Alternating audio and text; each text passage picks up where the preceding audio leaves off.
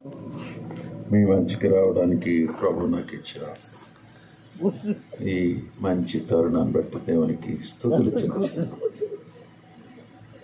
మొదటి సమూయేలు గ్రంథము 16వ అధ్యాయం. మొదటి సమూయేలు గ్రంథం 16వ అధ్యాయం. అంతటి యెహోవా సమూయేలుతో ఇలాగ సెలవిచ్చాను, ఇశ్రాయేలు మీద రాజుగా ఉండకుండా నేను విసర్జించిన సౌలును గూర్చి నీవెంతకాలము దుఃఖింతువు? నీ కొమ్మును తైలముతో నింపుము. బెత్లెహేమీయుడైన యెష్షయి యొద్దకు నేను పంపుచున్నాను. అతని కుమారులలో ఒకని నేను రాజునిగా నియమించెదను. సమూయేలు నేను ఎట్టు వెళ్ళదును? నేను వెళ్ళిన సంగతి సౌలు వినిన యెడల అతడు నన్ను చంపుననగా, యెహోవా నీ ఒక పెయ్యను తీసుకొని పోయి యెహోవాకు బలి పశువును వధించుటికి వచ్చితోనని చెప్పి యెష్షయిని బలి అర్పణములకు పిలువము. అప్పుడు నువ్వు చేయవలసిన దాన్ని నీకు తెలియచేదను. ఎవని పేరు నేను నీకు చెప్పుదనో అతనిని నీవు అభిషేకింపవలనని సెలవీయగా, సమూయేలు యెహోవా ఇచ్చిన సెలవు చొప్పున బెత్లెహేమునకు వెళ్ళెను. ఆ ఊరి పెద్దలు అతని రాకకు భయపడి సమాధానంగా వచ్చుచున్నావా అని అడుగగా, అతడు సమాధానముగానే వచ్చితిని, మీరు శుద్ధులైన నాతో కూడా బలికి రండి అని చెప్పి యెష్షయిని అతని కుమారులను శుద్ధి చేసి బలి అర్పించెను. వారు వచ్చినప్పుడు అతడు ఏలీయాబును చూచి, నిజముగా యెహోవా అభిషేకించేవాడు ఆయన ఎదుట నిలిచి ఉన్నాడని అనుకొనెను. అయితే యెహోవా సమూయేలుతో ఇలాగ సెలవిచ్చాను, అతని రూపమును అతని ఎత్తును లక్ష్య పెట్టుకుము. మనుష్యులు లక్ష్య పెట్టి వాటిని యెహోవా లక్ష్య పెట్టడు. నేను అతన్ని త్రోసివేసి ఉన్నాను. మనుషులు పై రూపమును లక్ష్య పెట్టుదురు గాని యెహోవా హృదయమును లక్ష్య పెట్టను. చిన్న ప్రార్థన చేసుకుందాం. ప్రేమగల పరిశుద్ధుడు అనే దేవా, ఈ శంకరగుప్తం గ్రామమునకు నన్ను మరొకసారి తెచ్చినందుకై మీకు లెక్కలేని స్తుతులు చెల్లిస్తున్నాను. నా ముందు వాక్యం బోధించిన వారి కంటే నేనేమి గొప్పవాడిని కాదు. కేవలం మీ యొక్క ప్రేమ, మీ కృప, అలాగే మీ సేవకుల యొక్క మాట చొప్పున ఈ స్థలంలో నేను నిలబడి ఉన్నాను. చదవబడిన వాక్యమును దీవించి ఆస్వాదించండి. మీ ఆత్మతో నన్ను నింపండి ప్రభువా. యేసయ్య మీకు వందనములు, స్తోత్రములు చెల్లించుచున్నాను. తండ్రి, ఈ వాక్యం ద్వారా మాతో మాట్లాడండి ప్రభువా. సహాయం చేయమని మీ పాదాన్ని బ్రతిమలాడుచున్నాను తండ్రి. మీరు మా కొరకు లోకానికి వచ్చి కల్వరి శ్రీలో రక్తము కార్చావు ప్రభువా, ప్రాణం పెట్టినావు. మీకు స్తుతులు చెల్లిస్తున్నాను. నన్ను పాపము నుండి, అపవిత్రత నుండి విమోచించడానికి మీరు చేసిన గొప్ప కార్యాల కొరకే మీకు లెక్కలేని స్తుతులు ప్రభువా. మీ సన్నిధి మాతో ఉంచండి. నా నోటికి మీరు బోరై ఉండండి. ప్రభు చూపించమని యేసు క్రీస్తు పరిశుద్ధ నామమున అడుగుచున్నాను తండ్రి, ఆమేన్. 7వ వచనం. అయితే యెహోవా సమూయేలుతో ఇలాగో సెలవిచ్చెను, అతని రూపమును అతని ఎత్తును లక్ష్య పెట్టుకును. మనుష్యులు లక్ష్యపెట్టి వాటిని యెహోవా లక్ష్య పెట్టడు. నేను అతన్ని త్రోసివేసి ఉన్నాను. మనుష్యులు పై రూపమును లక్ష్య పెట్టుదురు గాని యెహోవా హృదయమును లక్ష్య పెట్టను. నేను నర్సాపూర్లో మిషన్ బోర్డింగ్లో చదువుకున్నాను. నా హై స్కూల్ విద్య అంతా కూడా బోర్డింగ్లో ఉండి నర్సాపూర్ మిషన్ హై స్కూల్లో చదువుకున్నాను. చాలా నమ్మకంగా ఉండేవాడిని. వార్డెన్ గారికి నేనంటే చాలా ఇష్టం. దొరగారికి, అమ్మగారికి నేనంటే చాలా ఇష్టం. ప్రార్థనకి ముందుండేవాడిని. కుటుంబ ప్రార్థన జరిగేది, ఫ్యామిలీ ప్రేయర్, ప్రతిరోజు ఉదయం 7 గంటలకి. ఆ కుటుంబ ప్రార్థనకి సిద్ధం చేయవలసింది నేనే. అందరూ లేచి రెడీ అయ్యి నాతో పాటు నా రూమ్లో ఉన్న వారిని, మిగతా వాళ్ళందరినీ కూడా లేపి కూర్చోబెట్టి పాట పాడి దొరగారు కానీ అమ్మగారు కానీ వార్డెన్ గారు కానీ వచ్చి వాక్యం చెప్పేవారు. దానికి నేను సిద్ధం చేయాలి, అన్నీ చేసేవాడిని. సో ఇవన్నీ విన్న తర్వాత మీరు కూడా ఏమంటారంటే నన్ను చాలా మంచోడు అంటారు కదా, చాలా మంచోడు అంటారు. ఒకసారి దొరగారు క్యాంప్ వెళ్ళారు. క్యాంప్ వెళ్ళి వారం రోజులు క్యాంప్ వెళ్ళారు. సో గేట్ యొక్క తాళం నాకు ఇచ్చారు, ఒక తాళం ఇచ్చారు నాకు, ఒక తాళం వార్డెన్ గది ఉంటుంది.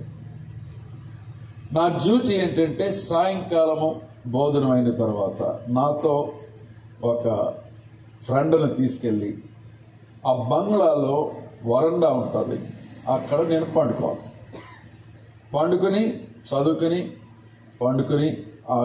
ఆ కాంపౌండ్ని చూసుకోవాలి. అది 2-3 రోజులు బాగా జరిగింది, బాగా అనుకున్నట్టుగానే జరిగింది. కందులడి 8-8:30కి వెళ్ళేవాడిని, నా స్నేహితుడిని తీసుకుని అక్కడ కొంచెం ప్రార్థన చేసుకునే వాడిని, పండుకునేవాడిని ఇద్దరు కూడా. ఆ కాంపౌండ్ నిండా ఫల వృక్షాలు ఉండేవి, జాంకాయలు, బొప్పాయి, దానిమ్మ, మామిడికాయ అన్నీ ఉండేవి, చాలా ఉండేవి అనమాట. అవి చూస్తున్నాం, మాకు నోరు ఊరిపోతుంది అనమాట. రోజు చూస్తున్నాం, వాటిని ముట్టుకుంటలేదు మేము. కాబట్టి సైతాను ప్రవేశించింది. సో వీటిని కోసి తినాలి. కాబట్టి ఇద్దరు మధ్యరాత్రి లేచాం, 11 ఆ ప్రాంతాన్ని లేచాం, చాలా పళ్ళు కోసేసాం. ఎన్ని పళ్ళు కోసాం, ఎన్ని తింటాం? ఇద్దరం కలిసి ఎన్ని తింటామో తినగానే అన్ని తినేసాం, ఇంకా సగం పైన మిగిలిపోయింది. ఇవి కనబడితే ఎవరికైనా ఎంత ప్రమాదం, ఈ వార్డెన్ గారికి తెలిసిందంటే దొరగారికి చెప్పేస్తారు మనకి చాలా ప్రమాదం అని చేసి. ఇలాగే ఇసుక కదా, అదంతా గ్రౌండ్, అది ఇసుక నేల, పెద్ద గొయ్యి తీసేసి గోతులు కట్టేసి. దొరగారు వచ్చారు, నన్ను పిలిచారు, అన్నీ బాగానే ఉన్నాయని చెప్పేశాను నేను. వార్డెన్ గారు చెప్పేశారు, వార్డెన్ గారికి తెలుసు అన్నీ, మేము చేసిన దొంగతనం అంతా కూడా తెలుసు. ఆయన మమ్మల్ని అడిగితే మేము ఆయన బెదిరించాం. ఏమని బెదిరించాం?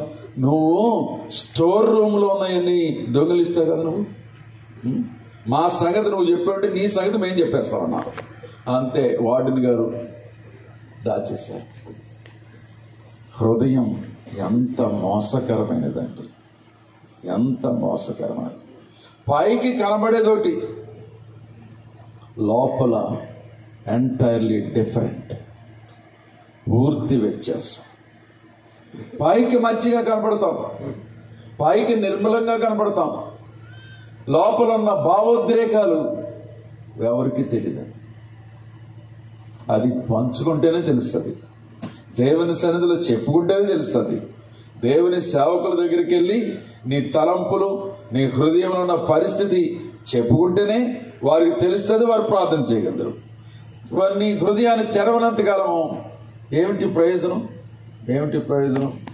ప్రియ సహోదరి సహోదరులారా, దేవుని యొక్క వాక్యము ఎంత యథార్థమైందండి. వాక్యం చదువుకుని మన హృదయాలను బాగు చేసుకోవాలి. ఈజీగా మోసం చేస్తాం. భార్యలు భర్తలు మోసం చేస్తారు, భర్తలు భార్యలు, పిల్లలు తల్లిదండ్రులు మోసం చేస్తారు. ఏమండి, పనివారు యజమానులు మోసం చేస్తూ ఉంటారు. లోకం మోసంతో నిండిపోయిందండి. ఎవరైతే దేవుని యొక్క వాక్యం ఉంటుందో, ఎవరైతే వాక్యం జాగ్రత్తగా చదువుకుంటారో, ఏమండి, వారి హృదయాలు బాగుంటాయి, వారి మనస్సు బాగుంటుంది. ఎవరైతే దిద్దుబాటు చేసుకుంటారో, దిద్దుబాటు చేసుకుని ఆ కృప ఉందో అనేక మందికి, వారందరూ కూడా దేవుని యొక్క వాక్యం చేత ముట్టబడి నీతిగా, యథార్థంగా, పరిశుద్ధంగా జీవించడానికి దేవుడు వారికి సహాయం చేస్తాడు. ఏలీయాబు సమూయేలు ఎదుట నిలబడ్డాడండి. జ్యేష్ఠ కుమారుడు, యెషయా యొక్క జ్యేష్ఠ కుమారుడు, మంచి పొడగరి, యుద్ధ శూరుడు. ఏమండి, యుద్ధానికి పనికొచ్చేవాడు అనమాట, యుద్ధ శూరుడు, జ్యేష్ఠుడు. సమూయేలు అనుకున్నాడు ఈయనే రాజు, కాబోయే రాజు. అందుకని ఆయన్ని అభిషేకించబోయాడు. చూడండి దేవుని యొక్క వాక్యము మనం చూసినట్లయితే ప్రియ 6వ వచనం, వారు వచ్చినప్పుడు అతడు ఏలీయాబును చూచి నిజముగా యెహోవా అభిషేకించేవాడు ఆయన ఎదుట నిలిచి ఉన్నాడు అనుకొనెను. అయితే యెహోవా సమూయేలుతో ఇలాగు సెలవిచ్చెను, అతని రూపమును అతని ఎత్తును లక్ష్య పెట్టకము. ఇందాక ఒక విషయం చెప్పడం మర్చిపోయాను. నా స్కూల్ ఎడ్యుకేషన్ అయిపోయింది, కాలేజ్ ఎడ్యుకేషన్ అయిపోయింది, చదువు అయిపోయింది, పెళ్ళి అయిపోయింది. ఏమండి, బాబు పుట్టేశాడు. ఏమండి, ఇప్పటికి దాదాపు నా వయసు 30 సంవత్సరాలు దాటేశాను. అప్పుడు ప్రభు గుర్తు చేశాడు నాకు. ఏమని? ఒక దినాన్ని నేను నిద్రపోతుంటే దేవుడు నాకు చూపిస్తున్నాడు, చెట్ల నుంచి పళ్ళు కోసేస్తున్నాను. పళ్ళు కోసేస్తున్నట్టుగా ప్రభు చూపించాడు నాకు. తుళ్ళిపడి లేచాను ప్రియులారా. అప్పుడు దొరగారు రిటైర్ అయిపోయి న్యూజిలాండ్ వెళ్ళిపోయారు. ఉన్నారో లేదో నాకు తెలియదు, కానీ చెట్టుపేటలోనూ ఒక మిస్సమ్మ గారు ఉండేవారు. వారికి కనెక్షన్స్ ఉండేవి కాబట్టి క్షమాపణోత్తరం రాశాను. ఇలాగ చేశాను నేను. నా 9th క్లాస్ చదువుతున్నప్పుడు ఇలాగ చేశాను నేను. నన్ను క్షమించండి దయచేసి.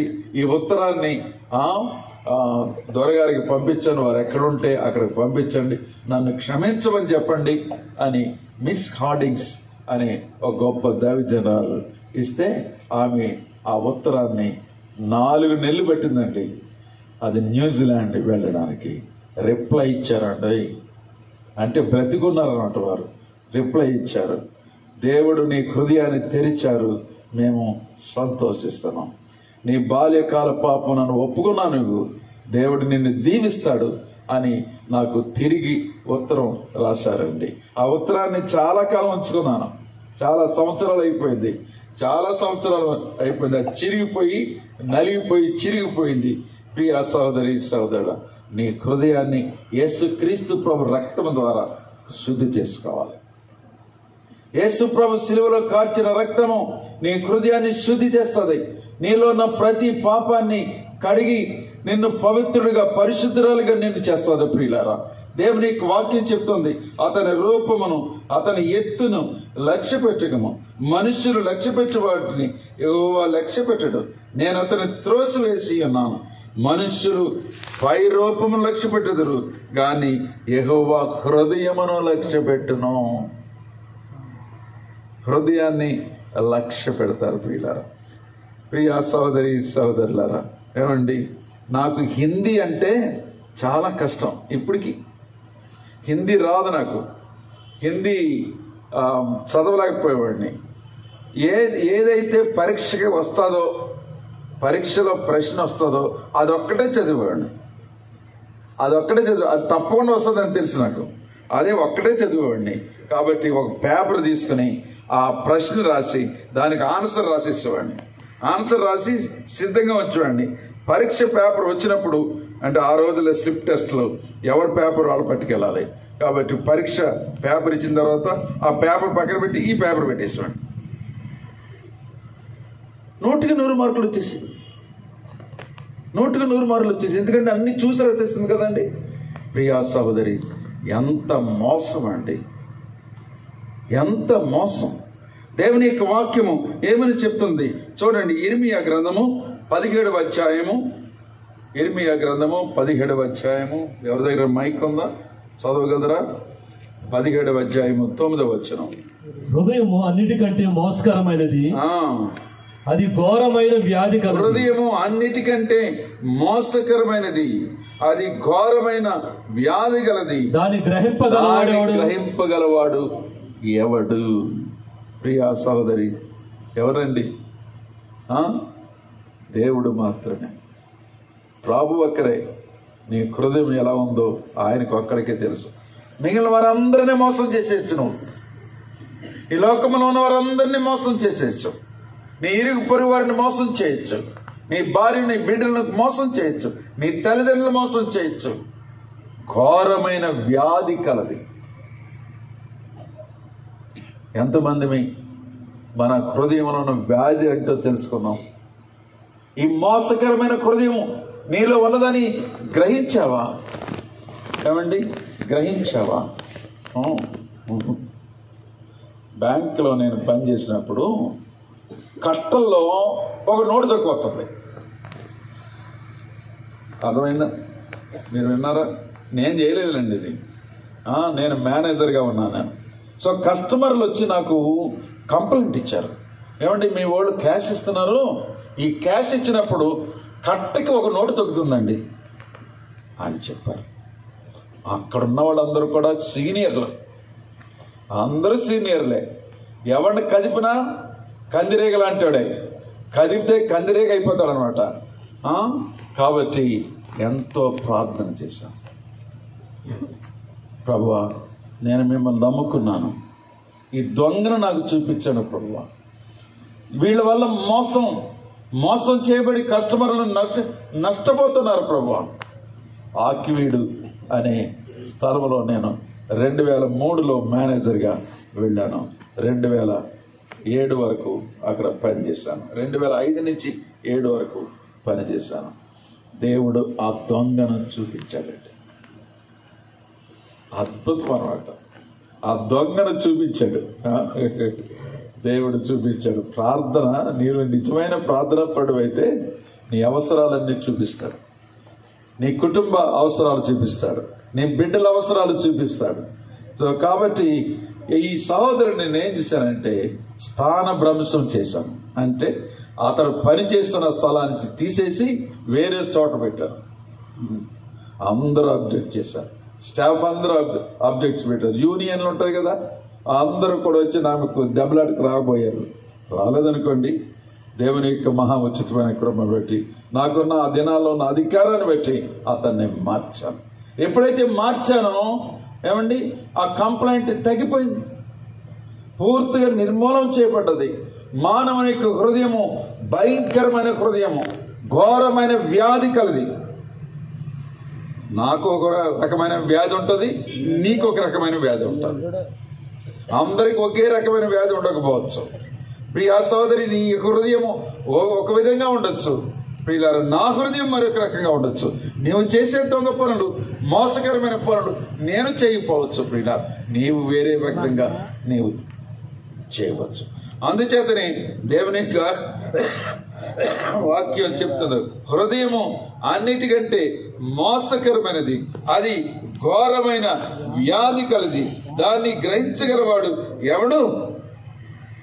ప్రభు అక్కడే గ్రహించగలడు. ప్రభు అక్కడే గ్రహించగలడు. ప్రియా సోదరి సోదరుడా, దేవుని యొక్క వాక్యం వినిస్తున్నా నీవు నీ హృదయాన్ని పరిశీలన చేసుకుని నీ హృదయంలో ఉన్న వ్యాధి ఏంటో కనుగొన్నావా?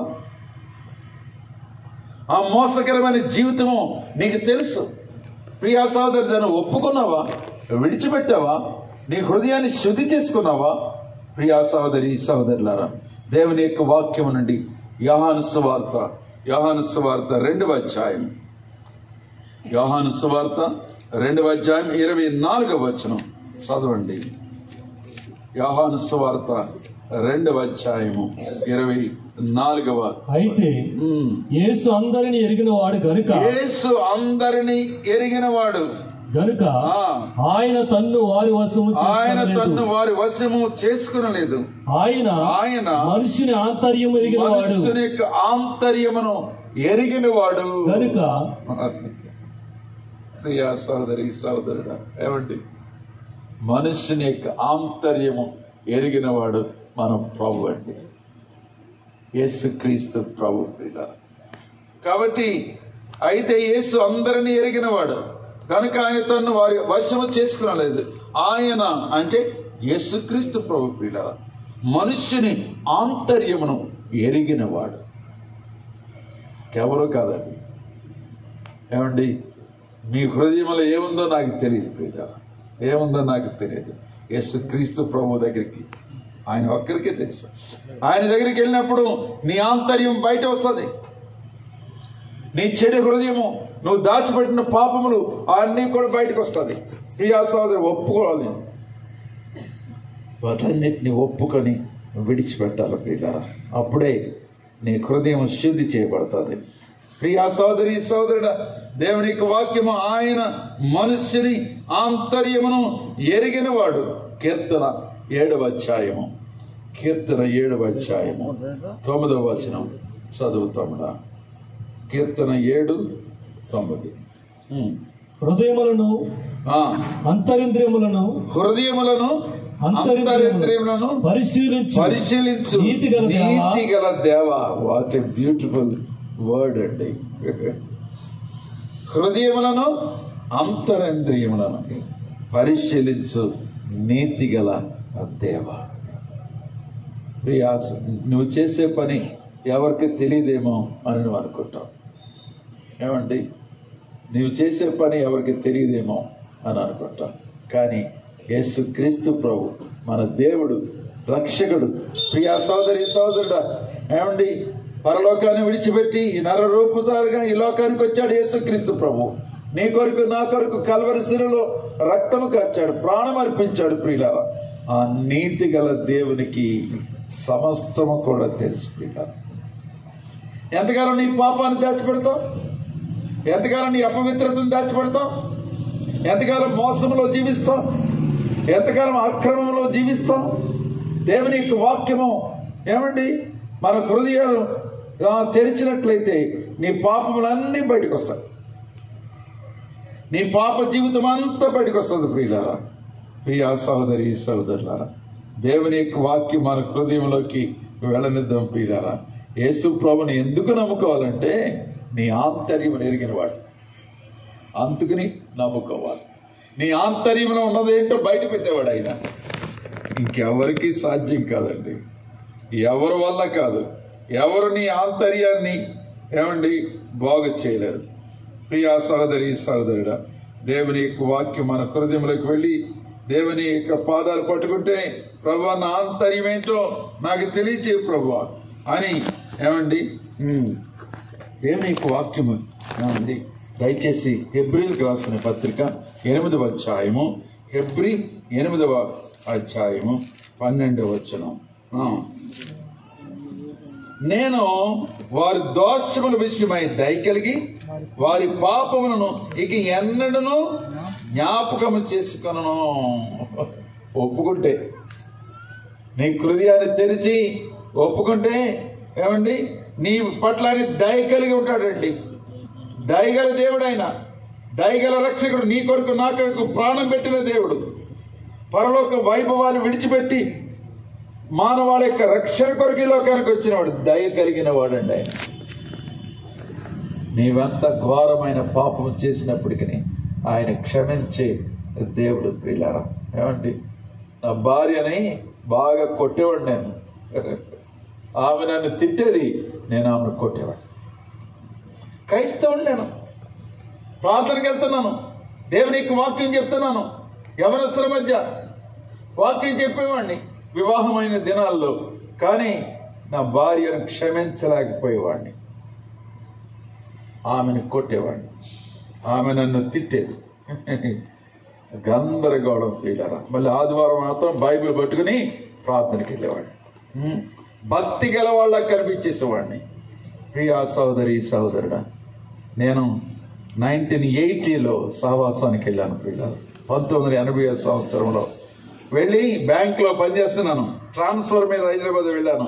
అలాగే కూర్చుని వాక్యం వింటున్నాను. ప్రియులారా, భార్యను కొట్టేవాడా, నీవు నరకానికి వెళ్ళిపోతావు. ప్రియా దేవుని సేవకుడు ఆ మాటలు చెప్తుంటే అద్దిరిపోయిన బాంబు పడ్డది నాలో.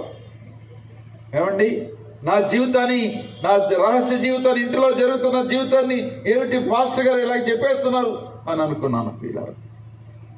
ప్రియా సహోదరి సార్, నా పాపం, ప్రతి చిన్న పాపాన్ని వర్తమానం ద్వారా ప్రభు చూపించాడు. ప్రియులారా, దీనుడిగా ఒప్పుకున్నాను. నా భార్య కాళ్ళు పట్టుకుని క్షమించమని అడిగాను. ప్రియులారా, మరల ఎన్నడూ ఆమె మీద చేయి చేసుకోలేదు. దేవుడు నన్ను విడిపించాడు. ప్రియా సోదరి సోదరు, క్షమాపణలో ఎంతో శక్తి ఉందండి, ఎంతో దీవెన ఉంది, ఎంతో ఆశీర్వాదం ఉంది క్షమాపణలో. నీవు క్షమాపణ చెప్తేనే ఆ విడుదల నీకు వస్తుంది. నువ్వు దొంగిలించిన డబ్బు తిరిగి ఇచ్చేస్తేనే విడుదల వస్తుంది. నువ్వు ఏమండి దొంగిలించిన వస్తువులు తిరిగిచ్చారు. మానవుని హృదయంలో ఉన్న పాపములు చూపిస్తాను మీకు. బైబిల్లో ఉన్నది. బైబిల్ క్లాసులో విత్తమాన ఉపమానములో ఈ విషయాలు మీకు చెప్తా ఉంటారు. 7వ అధ్యాయం మార్కు సువార్త. మానవుని హృదయంలో ఉన్న పాపపు బండలు. 7వ అధ్యాయము 21వ వచనం. లోపల నుండి అనగా మనుషుల హృదయములో నుండి దురాలోచనలను జారత్వములను దొంగతనములను నరహత్యులను వ్యభిచారములను లోభములను చెడుతనములను కృత్రిమమును కామ వికారమును మత్సరమును దేవదోషుని అహంభావమును అవివేకమును వచ్చును. ఈ చెడ్డవన్నీ లోపల బయలువెళ్తాయి.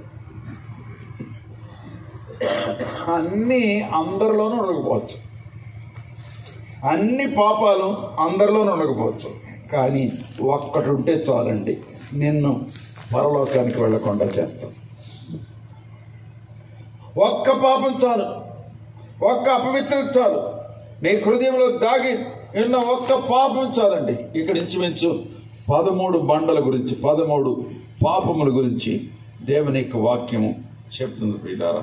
ఏమిటది? దురాలోచనలు, జారత్వములు, దొంగతనములు, నరహత్యలు, వ్యభిచారములు, లోభములు, చెడుతనములు, కృత్రిమము, కామ వికారము, మత్సరము, దేవదూషణ, అహంభావము, అవివేకము వచ్చును. ఈ చెడ్డవన్నీ లోపల నుండి బయటపడదు. ఈ మాటలు ఎవరు చెప్పారండి? యేసుక్రీస్తు ప్రభు వారు చెప్పారు. హృదయాలు ఎరిగిన దేవుడు, ఆంతర్యము ఎరిగిన దేవుడు ప్రియులారా. మానవుని యొక్క హృదయం ఎరిగిన దేవుడు ప్రియులారా. ఆయన చెప్పాడు హృదయంలో ఇవి ఉంటాయి, ఈ పాపాలు ఉంటాయి. ప్రియా సోదరి సోదరుడు, నువ్వు యేసు ప్రభు సన్నిధికి వస్తున్నావు, మీటింగ్లకు వస్తున్నావు, ఆదివారం ఆరాధనకు వస్తున్నావు, దేవుని యొక్క వాక్యం వింటున్నావు. నీ హృదయాన్ని దేవుని తెరిచాడా? నీ హృదయం తెరిచావు. నీ హృదయంలో లోపల ఉన్న ఏంటో, ఏ పాపం ఉన్నదో దాన్ని ఒప్పుకున్నావా? విడిచిపెట్టావా? ప్రియా సోదరి సోదరుడు, దేవుని యొక్క వాక్యం మన హృదయంలోకి వెళ్ళనిద్దాం. నేను కాలేజీ చదువుకుంటున్నాను. ఎక్కువ మందిరంలో ఉండేవాడిని, ఎక్కువ పాస్టర్ గారి దగ్గరే ఉండేవాడిని. పాస్టర్ గారికి నేనంటే చాలా ఇష్టం. సో పాస్టర్ గారు ఏం చేశారంటే 2 పుస్తకాలు కొన్నారు, నోట్ బుక్స్ కొన్నారు. నోట్ బుక్స్ కొని నాకు ఇచ్చారు. ఇచ్చి దాయి వీటి అవసరం ఉంది, అడిగినప్పుడు ఇయ్యి అన్నారు. సరే, నేను ఆయన ఎదురుకుండా సెల్ఫ్ ఉంది, ఆర్మర్ ఉంది, ఆర్మర్లో పెట్టాను ఆ 2 పుస్తకాలు. మర్చిపోయారు అడుగుతాం ఆయన అని అనుకున్నాను నేను. 2 నెలలైంది, 3 నెలలైంది, పుస్తకాలు అడుగుతలేదు ఆయన. పుస్తకాలు జ్ఞాపకం. ఈ లోపల నాకు కాలేజీ నోట్స్లు రాసుకోవడానికి పుస్తకాలు అవసరమని, కాబట్టి డబ్బుల కోసం అమ్మ నాన్న ఏమడగనని 2 పుస్తకాలు పాస్టర్ గారు ఇచ్చారు కదా, వాటి గురించి మర్చిపోయారు కదా, అడుగుతలేదు కదా, పుస్తకాలు తీసుకుని అట్లా మార్చేసి ఏమండి నా నోట్స్ రాసేసుకున్నాను. 6 నెలల తర్వాత ఆయన అడిగారు, అబ్బాయి నీకు 2 నోట్ బుక్స్ ఇచ్చాను, ఆ 2 నోట్ బుక్స్ ఇలా పట్టరా అన్నారు. చాలా దీనుడిగా, నమ్మకస్తుడిగా ఆయన ఎదురుకుండా వేసండి సెల్ఫ్ దొరికిండారు. సెల్ఫ్ తెరిచాను. తెరిస్తే సెల్ఫ్లో ఉన్నాయి పుస్తకాలు. ఎక్కడున్నాయి? ఎక్కడున్నాయా? ఎక్కడున్నాయి? నా బ్యాగ్లో. లేవండి అన్నాను. అంత వెతికేశాను. ఎంత మోసం అండి! అంతా తెలుసా, ఎక్కడున్నాయో తెలుసా నాకు, కానీ ఇది ఏమీ తెలియనట్లుగా నటన. ప్రియా సోదరి సోదరులారా, ఏమండి పుస్తకాలు పోనీలేరా, ఎవరో ఒకటి తీసేసుకున్నారులే, మళ్ళీ 2 పుస్తకాలు కొనుక్కురా అని చెప్పి 2 పుస్తకాలు నా చేత కొనిపించుకున్నారు. ఆ పాపాన్ని కూడా ప్రభు నాకు చూపించాడు. బాల్యకాలంలో చేశాను కదా, నేను బాల్యకాలం చేశాను కాబట్టి అవి మర్చిపోయి ఉంటాయి, మార్చిపోయి ఉంటాయి. ఎవరు గుర్తుంటాయి? దేవుని యొక్క వాక్యం చెప్తుంది. యోబు గ్రంథము 13వ అధ్యాయము 26వ వచనం. యోబు గ్రంథం 13:26 చదువుతున్నా. నీవు నాకు కఠినమైన శిక్ష విధించి ఉన్నావు. నా బాల్య కాలపు పాపములను నాకు స్వాస్యముగా విధించి ఉన్నావు. బాల్యకాల పాపములు, యవన కాల పాపములు, పెళ్లికి ముందు చేసిన పాపాలు, పెళ్లి తర్వాత చేసిన పాపాలు, వృద్ధాప్యంలో చేసిన పాపాలు అలాగే ఉంటాయి. నువ్వు ఒప్పుకొని విడిచిపెట్టే వరకు కూడా ఆ పాపములు అలాగే ఉంటాయి, పెరిగిపోతూ ఉంటాయి. ప్రియా సహోదరి, చిన్నప్పుడు చేశారు కదా అని అనుకోవద్దు. ప్రియా సహోదరి, ఒక దినాన్ని నీ పాపములు చిట్ట అంతా కూడా బయటకు వస్తుంది. దేవుడు నీకు చూపిస్తాడు. నీ బాల్యకాల పాపములు, యవనకాల పాపములు అన్నీ ఒప్పుకొని విడిచిపెట్టి పరిశుద్ధురాలుగా, పవిత్రాలుగా నువ్వు తయారవ్వాలి. క్రీస్తు ప్రభు రక్తంలో కడుక్కోవాలి. దేవుని వాక్యముతో కడగబడాలి. నువ్వు కొరింథీయులకు రాసిన మొదటి పత్రిక 6వ అధ్యాయము 9, 10, 11 వచనాలు చదవండి. అన్యాయస్తులు దేవుని రాజ్యమునకు వారసులు కానేరని మీకు తెలియదా?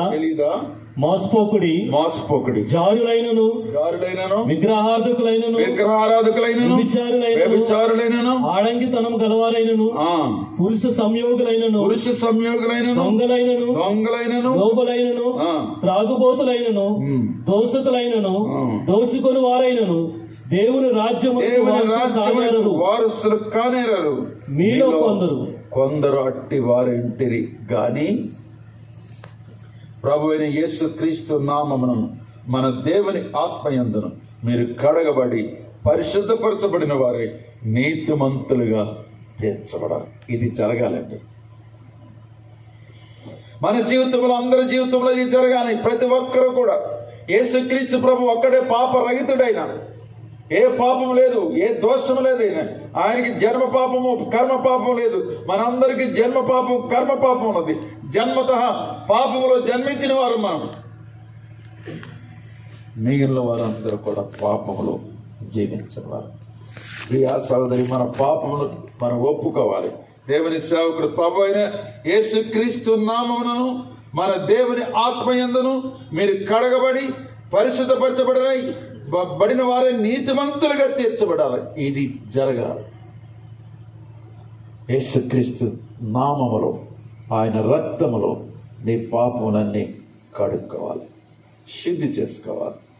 ప్రియా సహోదరు, అప్పుడు పరిశుద్ధపరచబడిన జీవితము నీకు వస్తుంది. పరిశుద్ధపరచబడిన జీవితం నీకు వస్తుంది. నీతిమంతురాలుగా తయారవుతావు నువ్వు. దేవుడు నీకు పాపం మీద జయమిస్తాడు. చిన్నప్పుడు కళ్ళు తాగాను నేను, పేకాటాడాను నేను, ఏమంటే జోదం ఆడేవాడిని, డబ్బులు వచ్చాయి నాకు. ప్రియులారా, ఇప్పుడు అవన్నీ చూస్తుంటే నాకు చాలా అసహ్యం. యేసుక్రీస్తు ప్రభు నీ పాపాన్ని కడిగినప్పుడు, నీ హృదయాన్ని కడిగినప్పుడు, పాపమును ఒకప్పుడు పాపమును జీవించినావు, కానీ ఆ పాపాన్ని ఇప్పుడు చూస్తున్నప్పుడు నీకు అసహ్యత వస్తుంది. అదే జయం. అది క్రీస్తు ప్రభు రక్తములో నువ్వు కడగబడాలి. యేసుక్రీస్తు ప్రభు నీ పాపను క్షమించడానికి ఆయన తన రక్తాన్ని కార్చాడు. ప్రియులారా, సిలువలో తన రక్తమును కార్చి ప్రియా సోదరి ప్రాణ త్యాగం చేశాడు ఆయన. నేను గమనించావా? బైబిల్ చదవవా? కడగబడి పరిశుద్ధపరచబడి నీతిమంతులుగా మనమందరం కూడా తీర్చబడాలి. ఈ రోజు నీది, రేపు నీది కాదు. ఏమండి, సెప్టెంబర్, అక్టోబర్లో డెంగ్యూ ఫీవర్లు, ఇంకేయో జ్వరాలు, ఎన్ని జ్వరాలండి ప్రతి చోట. ఏమండి, ఈ చిన్న చిన్న జ్వరాలకి ఎంతో మంది చనిపోయారండి. కరోనాలో ఎంతో మంది ప్రపంచవ్యాప్తంగా చనిపోయారు. ప్రియా సహోదరి, ఇప్పుడు కూడా ఎన్నో వైరస్లు వస్తున్నాయి. చైనాలో ఒక కొత్త వైరస్ ప్రారంభమైంది. మన దేశంలో కూడా అది ప్రవేశిస్తుంది. వైరస్లు ఇలాగ వస్తానే ఉంటాయి. ప్రియులారా, ప్రియాస, ఈ ప్రాణం శాశ్వతం కాదు. దేవుడు నీకు ఇచ్చిన ఊపిరి శాశ్వతం కాదు. నీ హృదయంలో, నీ శరీరంలో ప్రాణం ఉండగానే నీ పాప జీవితాన్ని ఒప్పుకో, కడుక్కో. యేసు ప్రభు దగ్గర రా, దేవుని వాక్యం దగ్గర రా. దేవుడు నిన్ను దర్శిస్తాడు. నీ పాప బాల్య యవనకాల పాపాలన్నీ కూడా నీకు చూపించి ఒప్పింప చేస్తాడండి. అన్నీ ఒప్పుకున్నాను ప్రియులారా, ప్రతి చిన్న పాపాన్ని దేవుని సేవకుల దగ్గర ఒప్పుకున్నాను, మనుషుల దగ్గర ఒప్పుకుంటానికి ప్రభు నాకు సహాయం చేశారు. బ్యాంక్ మేనేజర్గా కోట్లు అప్పులు ఇచ్చానండి నేను. ఆ దినాల్లో ఈ 3 జిల్లాల్లో నాకు పేరు వచ్చేసిందండి. ప్రియా సోదరి ఎన్నో అప్రిషియేషన్ లెటర్స్ వచ్చినాయి నాకు. ప్రియులారా, రూపాయి కూడా లంచం తీసుకోలేదు. రూపాయి లంచం తీసుకోలేదు. ఎంతో మంది లంచం ఇవ్వజూపారు నాకు. వేలు లక్షలు ప్రియా సోదరు లంచాలు ఇవ్వజూపారండి. ఎన్నడూ ముట్టుకోలేదు ప్రియులారా. దేవుడు నన్ను పేదవాడిగా మాత్రం ఉంచలేదు. ప్రియుల, అది శాపగ్రస్తమైన డబ్బు అది. కాబట్టి దానిని ముట్టకుండా ప్రభు నన్ను కాపాడాడు. ప్రియా సోదరి, లంచగొండల గుడారం అగ్ని కాల్చివేయనని దేవుని వాక్యం సెలవిస్తుంది. ఆ వాక్యాన్ని నేను నమ్ముతున్నాను. కాబట్టి ప్రియా సోదరి సోదరుల, ఎన్నడూ లంచం డబ్బు ముట్టుకోలేదు ప్రియులారా. ప్రభు నాకు సహాయం చేశాడు. నా బిడ్డలకి, నా కుటుంబానికి సహాయం చేశాడు. ప్రియా సోదరి సోదరులారా, దేవుని యొక్క వాక్యము నీ హృదయంలోకి వెళుతుందా? నీ హృదయాన్ని శుద్ధి చేసుకుంటావా? నీ హృదయాన్ని కడుక్కొని శుద్ధి చేసుకుంటావా? దేవుడు నిన్ను దీవించి ఆస్వాదిస్తాడు. అనేక మందికి దీవెనకరంగా చేస్తాడు. నీ కుటుంబానికి దీవెనకరంగా చేస్తాడు. నీ బిడ్డలకి, నీ బంధువులకి, నీ ఇరుగు పొరుగు వారికి దేవుడు నిన్ను ఒక ప్రత్యేకమైన వ్యక్తిగా చేస్తాడండి. ప్రియా సోదరి సోదరులారా, దేవుని యొక్క వాక్యం మన హృదయంలోకి వెళ్ళనిద్దాం. యేసుక్రీస్తు ప్రభు రక్తములో కడగబడి, పరిశుద్ధపరచబడి, నీతిమంతులుగా తీర్చబడాలని దేవుని యొక్క వాక్యము సెలవిస్తున్న ప్రియులారా. ఈ మెట్టు మనకిమ్మని ప్రభుని అడుగుదాం ప్రియులారా. కీర్తన 51వ కీర్తన. అక్కడ ప్రియా సోదరి సోదరుడా, దేవుని సేవకుడు ఎలాగ తన జీవితాన్ని ఒప్పుకుంటున్నాడు మనం చూద్దాం ప్రియులారా. దేవా, నీ కృప చొప్పున నన్ను కరుణింపుము. నీ వాత్సల్య బాహుల్యము చొప్పున నా అతిక్రమములను తుడిచివేయుము. నా దోషం పోవునట్లు నన్ను బాగుగా కడుగుము. నా పాపం పోవునట్లు నన్ను పవిత్రపరచుము. నా అతిక్రమములు నాకు తెలిసే ఉన్నవి. నా పాపం ఎల్లప్పుడూ నా ఎదుట ఉన్నది. పాపము ఎల్లప్పుడూ నా ఎదుటే ఉన్నది. నీకు కేవలం నీకే విరోధముగా నేను పాపము చేసి ఉన్నాను. నీ దృష్టి ఎదుట నేను చెడుతనము చేసి ఉన్నాను. అలా ఒప్పుకున్నారా? మీలో ఎంతమంది అలా ఒప్పుకున్నారండి? ఇతడు పాపం చేశాడు, వ్యభిచారం చేశాడు. చూడండి, అక్కడ చిన్న అక్షరాలతో దావీదు బెత్షెబా యుద్ధకు వెళ్ళిన తర్వాత నాతానును ప్రవక్త అతని యుద్ధకు వచ్చినప్పుడు అతడు రచించిన కీర్తన. దావీదు పశ్చాత్తాపంతో రాసిన కీర్తన. ప్రియులారా, నీకు కేవలం నీకే విరోధముగా నేను పాపం చేసి ఉన్నాను. నీ దృష్టి ఎదుట నేను చెడుతనం చేసి ఉన్నాను. మహారాజు ప్రియులారా, తన యొక్క అధికారాన్ని, తన హోదాని, తన స్థితిని అంతా బయటికి పెట్టి పక్కన పెట్టి తన పాపాలన్నీ ఒప్పుకోండి. నీకే విరోధముగా నేను పాపం చేశాను. కేవలం నీకే విరోధముగా పాపం చేశాను. ప్రియా సోదరి సోదరి, ఈ మెట్టు మనందరికీ రావాలండి. అందరూ ఒప్పుకోరు ప్రియుల, నో ఎక్సెప్షన్. ఏమండి, అందరూ పాపంలో ఒప్పుకొని విడిచిపెట్టారు. మహారాజు దావీదు లాంటి వాడే ఏమండి యవనస్తుడిగా బాగున్నాడండి. యవనస్తుడిగా హృదయాన్ని కాపాడుకున్నాడు. నీతిగా యథార్థంగా జీవించాడు. దేవుడు ఆయన హృదయాన్ని చూచాడు. ప్రియులారా, పెద్దవాడైన తర్వాత, కుటుంబకుడు అయిన తర్వాత, రాజరికం వచ్చిన తర్వాత, హోదా పెరిగిన తర్వాత, డబ్బు పెరిగిన తర్వాత, అధికారం పెరిగిన తర్వాత పొరుగువాని యొక్క భార్యను పాడు చేశాడు. పొరుగువాని యొక్క భార్య యొక్క భర్తను హత్య చేయించాడు. ప్రియులారా, ఘోరమైన తప్పిదం చేశాడు. కాబట్టి ప్రవక్త వచ్చి చెప్తున్నాడు, నీవే ఆ దుష్టుడు, నీవే ఆ నరహంతకుడు, నీవే ఆ వ్యభిచారివి అని దేవుడు పంపించిన ప్రవక్త వచ్చి చెప్తున్నప్పుడు తగ్గించుకున్నాడు. అవును, నేనే తప్పు చేశాను, నేనే పాపం చేశాను, దేవుని దుఃఖపెట్టాను నేనే, ఆ పొరుగు స్త్రీని పాడు చేసింది నేనే, ఆయన భర్తను చంపించింది నేనే, నరహంతకుని. ప్రియ సహోదరి సహోదరు, ఏమండి లోతుగా పశ్చాత్ ఈ కీర్తన ఎంతమంది మారు మనసు పొందడానికి కారణమైంది ప్రియులారా. 51వ కీర్తన నీవు కూడా చదువు, నీవు కూడా తగ్గించుకో, నీవు కూడా నీ పాప జీవితాన్ని ఒప్పుకో, దేవుడు నిన్ను క్షమిస్తాడు. ప్రియులారా, ప్రియ సహోదరి సహోదరుడా, ఏమండి ఆయన చెప్తున్నాడు 10వ వచనం 6వ వచనం ముందు చదవండి. నీవు అంతరంగములో సత్యము కోరుచున్నావు, అంతరంగములో సత్యము కోరుచున్నావు, జ్ఞానము కలుగు చేయదు. 10వ వచనం చదువుతామురా. దేవా నా యందు శుద్ధ హృదయము కలుగు చేయము, నా అంతరంగములో స్థిరమైన మనసును నూతనముగా పుట్టించుము. నీ సన్నిధిలో నుండి నన్ను త్రోసివేయకుము, నీ పరిశుద్ధాత్మను నా యొద్ద నుండి తీసివేయకము, నీ రక్షణానందము నాకు మరల పుట్టించము. సమ్మతమే గల మనస్సు కలుగు చేసి నన్ను దృఢపరచము. నేను ఏ పాపం చేయలేదని నువ్వు అనుకోవద్దు, నిన్ను నువ్వు మోసం చేసుకోవద్దు. ప్రియా సోదరి, నేనే పాపం చేయలేదు, నేను బాగానే ఉన్నాను అని నేను మోసం చేసుకోవద్దు. ప్రియా సోదరి, ఏ భేదం లేదు, అందరూ పాపం చేసి దేవుడు అనుగ్రహించు మహిమను పొందలేకపోతున్నారని వాక్యం చెప్తుంది. నీతిమంతుడు లేడు, ఒక్కడు లేడని వాక్యం చెప్తుంది. పిల్లల ఈ వాక్యాలన్నీ మనకి అప్లై అవుతుందండి. ఏ భేదం లేదు, అందరూ పాపం చేసి దేవుడు అనుగ్రహించు మహిమను పొందలేకపోతున్నారు.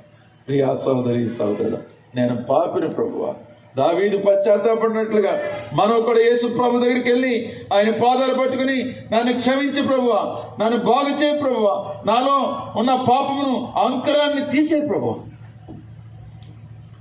పాపము అంకురాన్ని తీసే ప్రభువా, అంకురము తీసివేయబడాలి. నీ హృదయంలో గూడు కట్టి ఉన్న ఆ పాపపు ఆలోచనలు ఏమండి అవన్నీ కూడా తీసివేయబడాలి, అంకురము తీసివేయబడాలి. ప్రియా సహోదరి సహోదరు, లేకపోతే ఏమండి లోపల వేరు తీగిపోతే మరలా వస్తూనే ఉంటుంది, ఎదుగుతూనే ఉంటుంది. ప్రియులారా, దాన్ని తీయాలంటే నీ వల్ల కాదు ప్రియులారా. పాపపు అంకురము అది రక్తం ద్వారానే, శిలువ ద్వారా మాత్రమే దాన్ని తీసుకోగలం, శిలువ ద్వారా మాత్రమే దాన్ని తీసుకోగలం. యేసుక్రీస్తు ప్రభు మాత్రమే నీ పాపపు అంకురాన్ని తీసివేయగలడు. ప్రియులారా, నిన్ను పరిశుద్ధురాలుగా పవిత్రులుగా చేస్తాడు. ప్రియులారా, ఈ మెట్టులోకి ఈ శంకరగుప్తంలో ఉన్న మీరందరూ రావాలి, మనమందరూ రావాలి. దేవుడు సహాయం చేస్తాడు. ప్రియులారా, ఆయన ఎవరిని విడిచిపెట్టాడు. ప్రియులారా, అందరినీ బాగు చేస్తాడు, అందరినీ ప్రేమిస్తున్నాడు. అందరి కొరకు ఆయన ఈ లోకానికి వచ్చాడు, అందరి కొరకు ప్రాణం పెట్టాడండి, అందరి కొరకు ఏమండి ఆయన రక్తము కార్చాడు, సిలువ వేయబడ్డాడు. ఈ రాత్రి ఆ విధంగా నువ్వు ప్రార్థన చేస్తావా? ప్రభువా, నా కొరకు నన్ను రక్షించడానికి ఈ లోకానికి వచ్చావు, నీ ప్రాణం పెట్టావు ప్రభువా, నేను పాపిని, నన్ను క్షమించండి. 1 యోహాను పత్రిక 1వ అధ్యాయము 9వ వచనం చదువుకున్నాం. 1 యోహాను పత్రిక 1వ అధ్యాయము 9వ వచనం. మన పాపములను మనం ఒప్పుకొని ఎడల ఆయన నమ్మదగిన వాడు నీతిమంతుడును కనుక ఆయన మన పాపములను క్షమించి సమస్త దుర్నీతి నుండి మనలను పవిత్రులుగా చేయును. Only Jesus, only Jesus. ఏ గురువు చేయలేరండి. నేను మీ పాపాలేమో క్షమించలేను, ఎవరి వల్ల కాదు, యేసుక్రీస్తు ప్రభువు. ఆయన పరమరక్షకుడు, నీ కొరకు నా కొరకు ప్రాణం పెట్టిన దేవుడు. ప్రియులారా, ఆయన చెప్తున్నాడు, ఆయన మన పాపమును క్షమించి సమస్త దుర్నీతి నుండి మనలను పవిత్రులుగా చేయను. చివరిగా మత్తయి సువార్త 5వ అధ్యాయము 8వ వచనం చదువుకుని ప్రార్థనలోకి వెళ్దాం. మత్తయి సువార్త 5వ అధ్యాయము 8వ వచనం చదువుతాం. హృదయ శుద్ధి గలవారు ధన్యులు, వారు దేవుని చూచెదరు. హృదయ శుద్ధి గలవారు ధన్యులు, వారు దేవుని చూచెదరు. ప్రార్థన చేసుకున్నాం. కొద్ది నిమిషాలు ప్రార్థనలో 3 వర్తమానాలు ఒక సాక్ష్యం ఉన్నారు. మీరు ప్రియా సోదరి ప్రార్థన చేసుకున్నాను. ప్రభువా, నేను కూడా పాపిని. ప్రభువా, ఫలానా పాపం చేశాను, నేను ఫలానా అపవిత్రత నాలో ఉన్నది, నన్ను క్షమించండి అని ప్రభు యొక్క పాదాలు పట్టుకుందాం. బిడ్డారా, దేవుని యొక్క క్షమాపణ అడుగుతాం. మన పాపములను మనం ఒప్పుకొని ఎడల ఆయన నమ్మదగిన వాడును, నీతిమంతుడును గనుక ఆయన మన పాపము క్షమించి సమస్త దుర్నీతి నుండి మనను పవిత్రుడిగా చేయను. ప్రార్థన చేసుకుందాం. నిలబడి ప్రార్థన చేద్దాం.